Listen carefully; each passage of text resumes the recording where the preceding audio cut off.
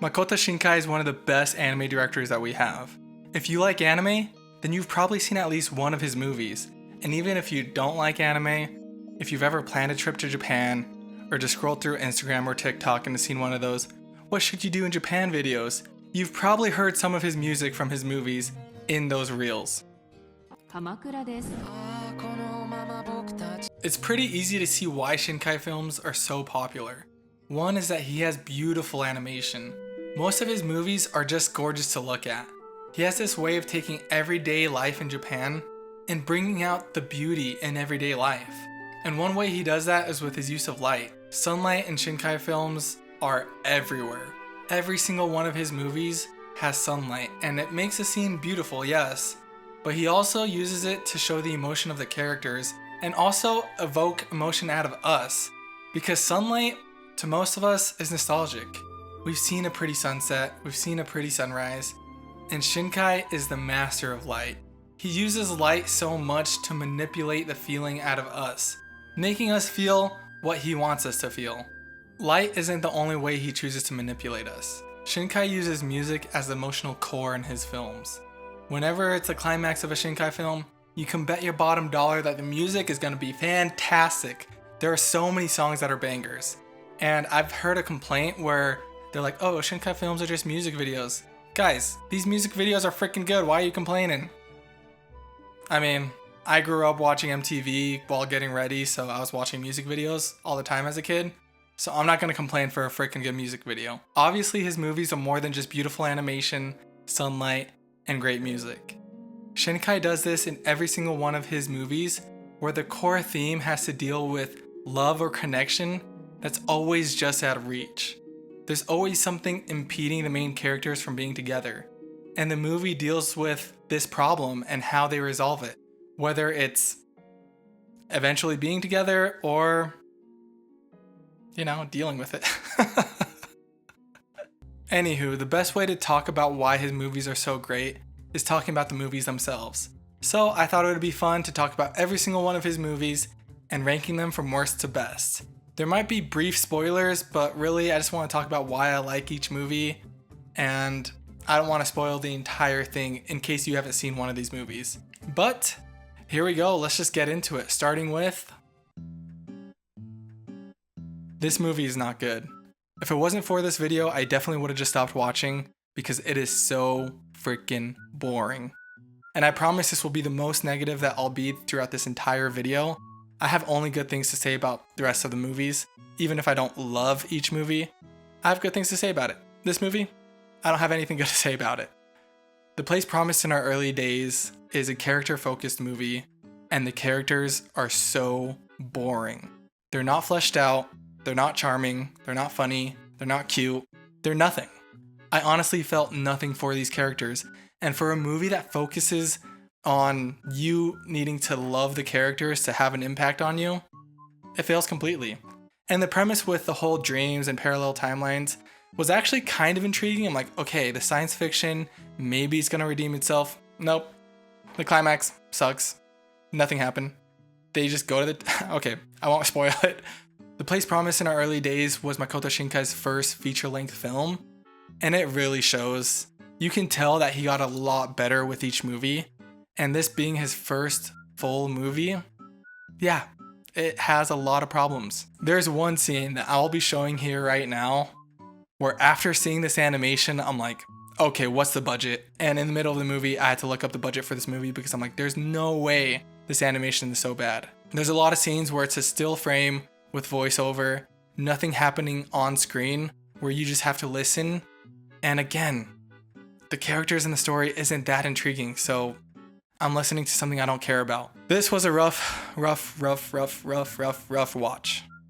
That was like 8 roughs, so you know it was bad. But it only gets better from here, so let's go on to the next one. The beginning of this movie almost feels like a Studio Ghibli film. We follow a curious female protagonist, Asuna, who meets a mysterious boy and then goes on an adventure. Children Who Chase Lost Voices is about Asuna and her teacher, Mr. Morisaki, who travel into this mystical place called Agartha, the land of the dead. This adventure that they set out on made me feel like a kid again watching Treasure Planet or Atlantis, where we get to follow two people travel to a whole new world. The entire sequence of them traveling to Agartha, I was so happy. This was the last Shinkai film that I watched, and it felt so different and fun. It got me so excited for all the possibilities. But once they actually arrive, the world itself isn't fleshed out the way that I hoped. Agartha doesn't feel any different from our own world, aside from a few nighttime monsters and God floating in a boat, or is the boat. I really wish they put more of an effort in the world building aspect because the premise had so much potential. What carries the film though are its themes. Unlike most Shinkai movies, this one isn't really centered on romance. Instead, it's about grief and moving on. The theme of unattainable love is still there. Mr. Morisaki and his wife are separated by death. But the real focus is on loss and the lengths people will go to avoid letting go. Mr. Morisaki's motives are clear, desperate, and believable. But he's not the main character. Asuna is. And her reasons for joining this journey don't feel quite as strong. It's so sad because this movie could have easily been top 3 for me if the execution just stuck the landing. But it didn't, and now it's stuck here at number 6. Let's get the obvious out of the way. This movie looks absolutely stunning, and the soundtrack is fantastic. The way it captures both the natural beauty of Japan and the devastation left behind when disasters hit is handled with real care. The plot of trying to stop all these disasters by sealing doors is a really fun and creative idea.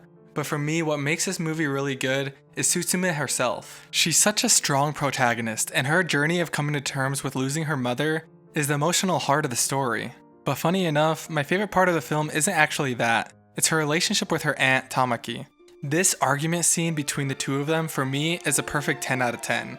The dialogue feels so raw and so painfully real. Yes, Tamaki is possessed when she lashes out, but everything she says, the resentment and exhaustion, come from genuine feelings that she's wrestled with. Of course it hasn't been easy to lose a sister and then take in a kid and raise her like your own. Of course she's had these thoughts pass through her mind, and when she's possessed, she finally lets it all out. It kind of reminds me of that kitchen scene in Hereditary. Both moments take a lot of pent-up family tension, all the unspoken resentment and grief, and let it burst out in the ugliest but most honest way possible. And that's what makes this scene hit so hard. Thankfully, Tamaki doesn't actually live in those feelings. She truly does love Tsutsumi, and she would have never said those words if she wasn't possessed. So with such a perfect scene, why did Tsutsumi fall so low on my list? The pacing. There's a part where they have to drive back to Tsutsumi's hometown, and honestly, it just drags. It feels like complete filler just to pad out the runtime, and for me, it completely kills the momentum the story had built up. Still, Tsutsumi is a really good film, it just couldn't go any higher on my list unfortunately. This one had some really big shoes to fill. Following the insanely popular Your Name, whatever Shinkai made next was bound to face some impossible expectations. But Wuthering With You manages to hold its own and deliver a really great movie experience. I love the story of teenagers just trying to survive, doing whatever they can to make it on their own. Some, for pretty good reasons, the other, not so much. Hina's reason is solid, she's looking out for her younger brother Nagi. Hodaka on the other hand, isn't that good. His motive for running away is never fleshed out, which is my biggest complaint about the film. He's the protagonist, and so much conflict revolves around whether he should go back home or not, but we never fully understand why he left in the first place. That lack of clarity hurts his character. Meanwhile, Hina absolutely shines. Pun intended. I've always loved when characters' powers come with a cost, and her role as Weather Maiden is handled beautifully. The idea that her gift brings both hope and tragedy gives the movie so much weight. Where Weathering With You really stands out though is with its side characters. Suga and Natsumi are both incredibly fun and charming, but Nagi is the highlight. He's just a kid, but somehow he's this ladies' man, and he becomes Hodaka's sensei, giving him advice on how to win over his sister. The movie also captures what it's like to be a teenager so well. Hodaka's choices are often irrational and emotional, and while that could be frustrating for some people, I think it works because that's exactly what being a teenager feels like. Making decisions with your heart first, logic second. The choice that he makes at the very end of the movie is very selfish, but that's exactly what a teenager would do, so it fits the movie. And of course, like every Shinkai movie, it's gorgeous. The animation is stunning, and with another Radwimp soundtrack backing it, the music is phenomenal. Honestly, I debated hard about putting this at number 3. It's polished, fun, and has a lot going for it. But in the end, this next movie just resonated with me more on a personal level. It might not have the same polish as Weathering with You, but the emotional impact gave it the edge. The more I think about 5 centimeters per second, the more I like it. This is Makoto Shinkai's second film, and he tells the story in 3 separate chapters, each centered on our protagonist, Takaki. The first part feels like a sweet love story. Takaki becomes close friends with Akari, and over time they fall for each other. But before you know it, Akari's family moves away. When Takaki finds out that his own family will be moving even further, they decide to meet one last time. He takes a long train ride through a snowstorm, delayed for hours before finally reaching her. They finally reunite, share a kiss, and it's a bittersweet ending because even though they clearly love each other, the distance between them makes them being together impossible. This first part is the perfect setup for Shinkai's recurring theme, love that feels just out of reach. Naturally, I thought the rest of the movie would be about Takaki trying to overcome that distance and reunite with Akari, but instead, the second chapter decides to switch perspectives. Here we follow Kanai, a classmate who is completely in love with Takaki. This section of the movie is my favorite because you can see the desperation, how she's so head over heels in love with this guy, willing to do any and everything just to spend any amount of time with Takaki. With graduation around the corner and knowing she might not ever see him again, she decides to confess her feelings. You can feel her anxiety and the weight of her internal struggle. And it's brutal. I've been in the situation before. That fear of putting your heart on the line, not knowing if the other person feels the same way, it's a tough feeling. But the truth is, Takaki's mind is somewhere else. He's always distracted, always staring at his phone, writing emails to who we can assume is Akari. And eventually, Kanai realizes it too. Takaki's heart is with someone else. She decides not to confess, and it's heartbreaking. Honestly, it's this part of the movie that pushed it so high on my list. Weathering with You and Tsutsumi are probably the more polished movies and better overall, but I connected so strongly with these characters, both the pain of unspoken love and the trap of longing for someone who keeps you from moving forward. I sadly have been guilty of both, and this chapter really hit me. The final chapter shows Takaki as an adult. He spent years unable to let go of Akari. He even has a girlfriend at one point, but his heart isn't truly in it, so she leaves him. It makes you realize that Kanai probably would have faced the same fate if she confessed back in high school. Takaki has been stuck in the past, held back by his memories of Akari. Meanwhile, Akari has moved on. She's married, living her life, and we know that she felt the same way as Takaki did when they were kids. She loved him, she was heartbroken too, but unlike him, she grew past it. She moved on. The movie ends with a quiet, bittersweet moment. Takaki and Akari walk past each other. He turns back, but she's already gone. He stares off into the distance, and the one thing we can hope is that he's finally ready to move on. The more I sit with 5 centimeters per second, the more I appreciate it. When I first ranked all the movies, I had this at number 5, but writing the script, it jumped up to number 3. It doesn't have the same rewatchability as Tsutsumi or Weathering with You, but it delivers something different. A quiet, powerful reminder about growing up, heartbreak, and the importance of moving on. I love a bittersweet ending, and this one is about as good as it gets. Even though I pretty much spoiled the entire movie, still, if you haven't seen this movie, give it a watch. It's definitely worth it. The Garden of Words is only 46 minutes long, but not a single second is wasted. It's a simple story about 2 people who find comfort and understanding in each other's company.